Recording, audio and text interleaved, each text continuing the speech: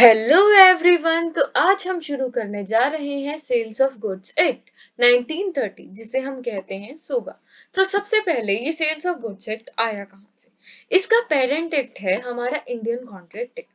जब Indian contract act बना तो उसके सेक्शन 76 टू 133 में हमने प्रोविजंस दिए थे रिलेटिंग टू गुड्स कि जो गुड्स हैं उनसे रिलेटेड कॉन्ट्रैक्ट्स कैसे होते हैं, क्या क्या रिलीफ्स होते हैं, ये सब हमने इन सेक्शंस में दिया था जो कि हमने इंडियन कॉन्ट्रैक्ट एक्ट के चैप्टर 7 में मेंशन किए थे। 1930 में हमें यह बहुत ही कम्बरसम लगा, हमें बहुत ही मुश्किल लगा कि सारे गुड्स हो गए, इमूवेबल कितनी सारी प्रॉपर्टी है, उन सबको इंडियन कॉन्ट्रैक्ट एक्ट में अगर हम इंक्लूड कर देंगे तो वो बहुत बल्कि हो जाएगा। इसलिए हमने सब जो है वो अलग अलग कर दिए और 10 जो हमारे गुड्स थे उन्हें मिली जगह under sales of goods act 1930 मतलब कि सोगा के अंडर। अब हम देखते हैं कि सोगा की एप्लीकेशन कहाँ है, ये कहाँ कहाँ अप्लाई होती है। अब देखो, कोई भी प्रॉपर्टी है तो प्रॉपर्टी दो तरीके की होती है, मूवेबल प्रॉपर्टी और मूवेबल प्रॉपर्टी। इमूवेबल प्रॉपर्टी को हम सेल कर सकते हैं, बेच सकते हैं, कर सकते हैं यानी रेंट कर सकते हैं, गिफ्ट कर किसी को फ्री में दे सकते हैं, कोई और प्रॉपर्टी ले सकते हैं और बैंक के मॉर्गेज कर सकते हैं और लोन ले सकते हैं। ये ट्रांसफर प्रॉपर्टी एक टीपीए। उसके बाद दूसरी टाइप है मूवेबल प्रॉपर्टी में आता है गुड्स, इंटेलेक्चुअल प्रॉपर्टी और एक्शनेबल क्लेम। एक्शनेबल क्लेम फिर प्रॉपर्टी एक्ट में आते हैं, इंटेलेक्चुअल प्रॉपर्टी एक्ट में आती है और सोगा में आते हैं हमारे गुड्स। 10 हम क्या कहते हैं, ये अप्लाइज ऑन गुड्स जो कि एक मूवेबल प्रॉपर्टी है। तो ये हो गई हमारी में वो भी गुड्स पे सोगा जो है अप्लाई होता है। दो पार्टीज होंगे, सेलर और बायर होंगे, राइट्स लायबिलिटीज होगी, कंसिडरेशन होगी, सब आ गया सोगा। अब हम इतनी देर से हमने पढ़ लिया कि अप्लाई होता है गुड्स। अब ये गुड्स तो हम समझेंगे कि गुड्स की डेफिनेशन क्या है। तो 277 of the sales of goods at सोगा। ठीक है, तो गुड्स की डेफिनेशन हम देखते हैं कि 2 सेक्शन 7 क्या कहता है। ये कहता है that goods are movable property. सबसे पहले गुड्स एक मूवेबल प्रॉपर्टी है। मूवेबल प्रॉपर्टी क्या चीज है, हम ये पढ़ते हैं। जनरल क्लॉज हमारा कहता है everything except immovable property. Suppose ये सारी प्रॉपर्टीज है मेरी, इस प्रॉपर्टी में से ये हो गई मेरी इमूवेबल प्रॉपर्टी। अगर ये मेरी इमूवेबल प्रॉपर्टी है तो बाकी जो सारी बची वो मेरी बचेंगी मूवेबल प्रॉपर्टी। ठीक है, अब सेक्शन 3 जो टीपी का है वो मुझे बता रहा है प्रॉपर्टी क्या क्या एक्सक्लूड करती है, मतलब कि मूवेबल प्रॉपर्टी का क्या क्या पार्ट है। तो उसमें आ गया हमारे पास ग्रोइंग क्रॉप्स, ग्रास और स्टैंडिंग टिम्बर। ग्रोइंग क्रॉप्स क्या है, जो हम क्रॉप्स ग्रो कर रहे हैं, जैसे कि राइस हो गया, व्हीट हो गया। ये क्यों है, क्योंकि इनका पर्पस है हम इन्हें उगा रहे हैं ताकि हम काट के इन्हें बेच दे, इसलिए गुड्स आगे परमानेंटली हम नहीं रखना चाहते। ग्रास है, ग्रास का भी पर्पस है ताकि हम काट के उसे हर्ब्स बना ले, मेडिसिन बना ले, जो भी कर ले।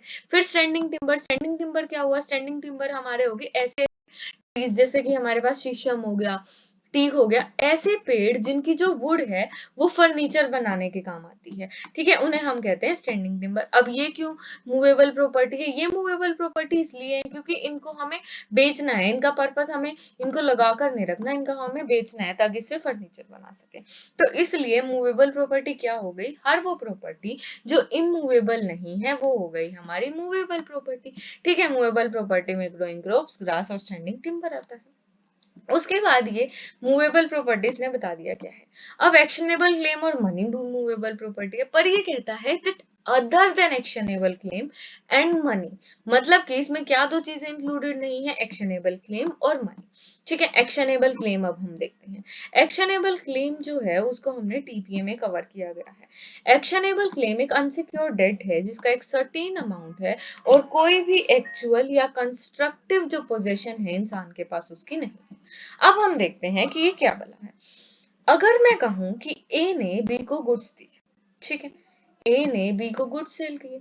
अब ए ने जब बी को गुड्स दिए तो बी उसके बदले में क्या देगा, मनी देगा। ठीक है, बी को क्या देनी है, मनी देनी है। अब अनसिक्योर्ड है ये, कोई इसकी डॉक्यूमेंट नहीं है, कोई ए ने मतलब ए ने जब गुड्स दिए तो बी ने ना तो कोई प्रॉपर्टी गिरवी रखी, ना उसने कुछ प्लेज किया, कुछ भी नहीं था, ठीक है, तो ये अनसिक्योर्ड डेट है, ठीक है। पर अमाउंट सर्टेन है, इसने बताया होगा कि भाई मैं तेरे को 10,000 के बेचूंगा, तो ये जो 10,000 है ये सर्टेन अमाउंट है।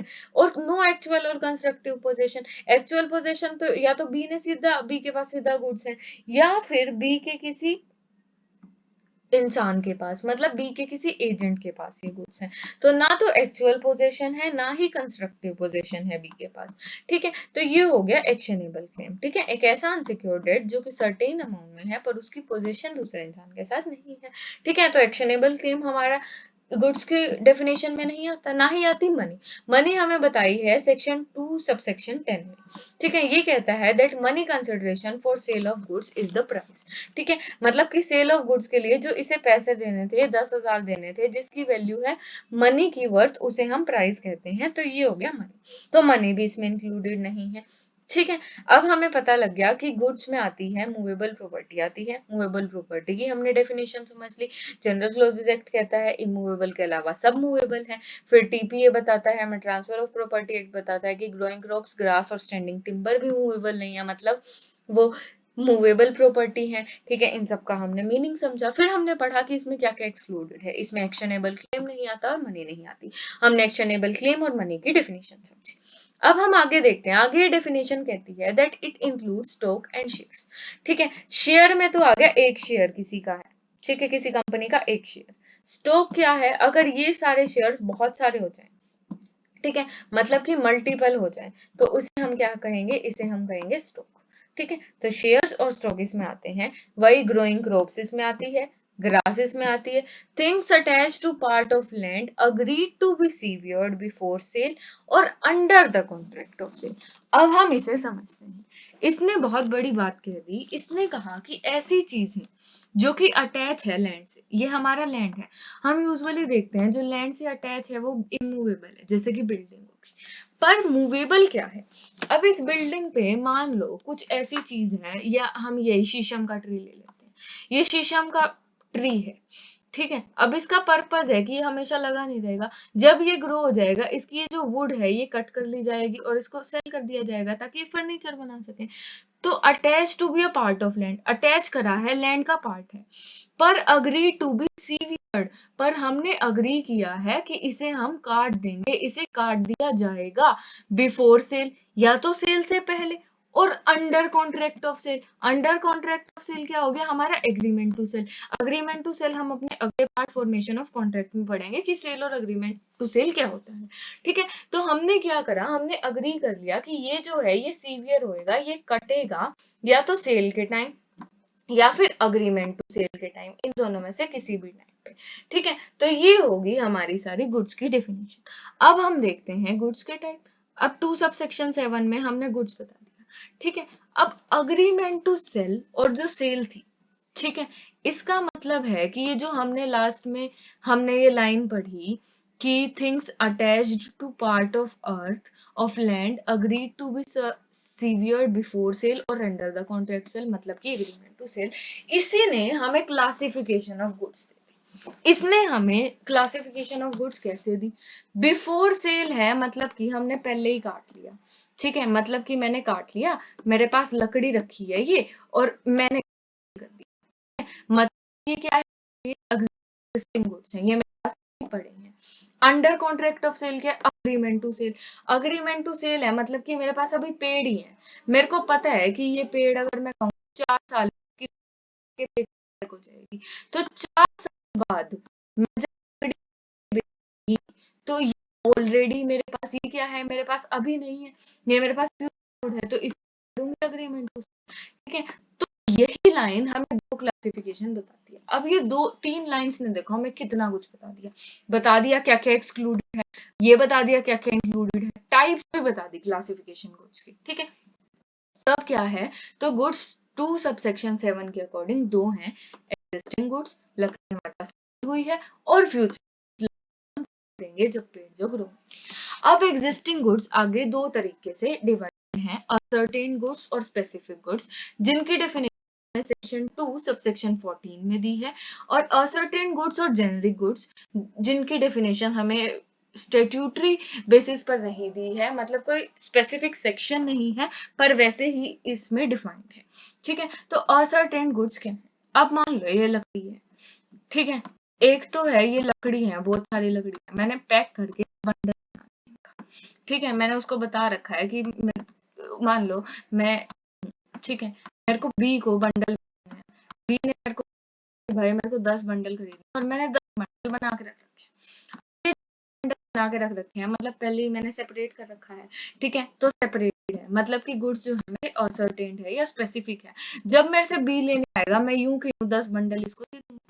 फिर आगे अनअसर्टेन्ड गुड्स और जेनेरिक गुड्स, ये क्या है? ये सेपरेटेड नहीं है। अब लकड़ियां मेरे पास पड़ी है, मैंने वेयर हाउस में लकड़ी रख रखी है, बी ने मेरे को कहा 10 बंडल चाहिए, बी जब आएगा मैं क्या करूंगी, मैं इन लकड़ियों के बंडल बना दूंगी, और जब बंडल बन जाएंगे, ठीक है, तो वो असर्टेन्ड हो जाएंगे। ठीक है, अभी वो जैसे रो फॉर्म में ऐसे ही लकड़ियां पड़ी, नॉन सेपरेटेड है, तो मतलब कि वो अनअसर्टेन्ड गुड है। ठीक है, फिर दूसरी टाइप आ गई हमारी फ्यूचर गुड्स, जो कि सेक्शन 2 सबसेक्शन 6 में आता है।